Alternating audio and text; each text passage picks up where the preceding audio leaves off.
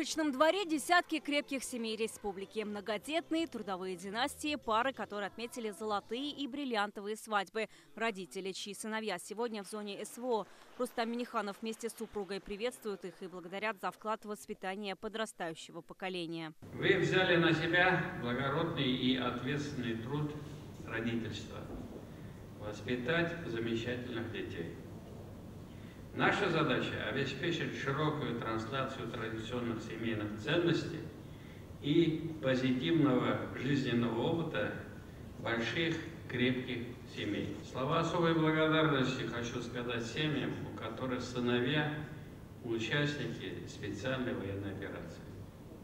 Вы воспитали своих сыновей настоящими героями. Из рук Рустама Минниханова государственную награду России, медаль ордена «Родительская слава» получают 3 семьи. Гильмурадова из Лениногорска, Ахмадишины из Казани. Награды удостоены и Фариддинова из Нижнекамска. Они воспитывают 4 детей. В семье главное – доверие и согласие, говорят они. Если умеешь друг друга слышать, слушать, понимать, доверять друг другу, и между нами, и между детьми, и у нас с детьми, на наш взгляд, это самое важное, самое главное. Государственные награды Татарстана, медалью «Родительская доблесть» награждены Ермолаева из Чистополя и Елизарова из Зеленодольска. Екатерина и Евгений – родители 13 детей. Старший 24, младшему ребенку нет еще и 7 лет. Счастье в детях, говорят они. Семья – это все.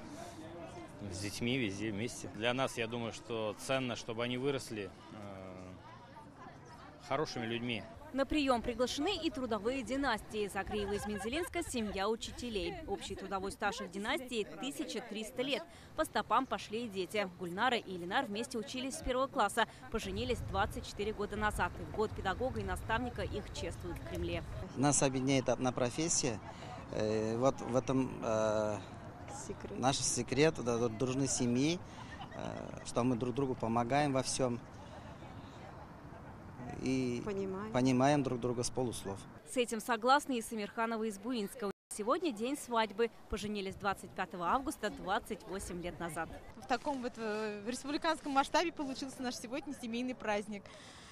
Семейное счастье, я думаю, что это вот когда люди смотрят не друг на друга, а когда смотрят в одну сторону. Торжественный прием семей республики в Казанском Кремле стал по-настоящему доброй традицией. Сегодня он прошел в 10-й раз.